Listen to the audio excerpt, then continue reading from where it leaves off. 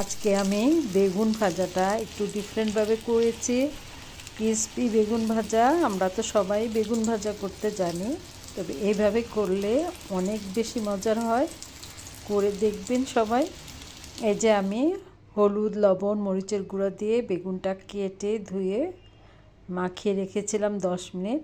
এখানে আমি চালের গুঁড়ো 2 টেবিল চামচ, বেসন 2 টেবিল চামচ, মরিচের গুঁড়ো, জিরা ভাজা গুঁড়ো, গোলমরিচের গুঁড়ো, সামান্য 1 চিমটি লবণ দিয়ে আমি সব উপকরণ একসাথে মেখে নিয়েছি। যেহেতু আমি বেগুনও লবণ দিয়েছিলাম তাই সেইভাবে দিয়েছি। এখন বেগুনগুলোর গায়ে খুব সুন্দরভাবে আমি কোটিং করে নিচ্ছি।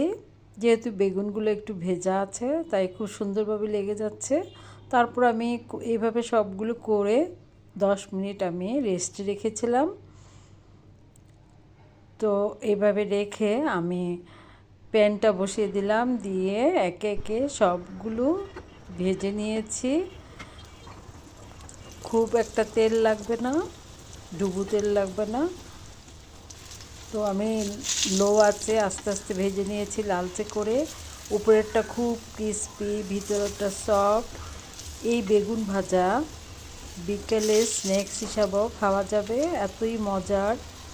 একবার করে খেলেই বুঝতে পারবেন কেমন যে মজা, খেতে ইচ্ছা করে শুধু। তো এই যে আমার বেগুন ভাজাগুলো হয়ে গেল, আমি একটা উঠিয়ে দেখাচ্ছি।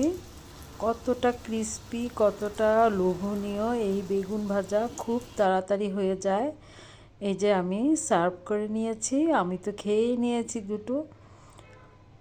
আমার রেসিপিটা ভালো লেগে থাকলে অবশ্যই লাইক, কমেন্ট, শেয়ার করবেন।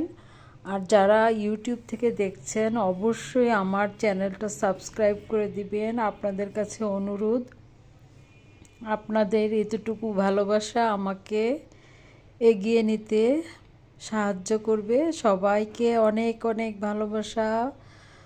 সবাই ভালো থাকবেন, সুস্থ থাকবেন, নিরাপদে থাকবেন। আল্লাহ হাফেজ।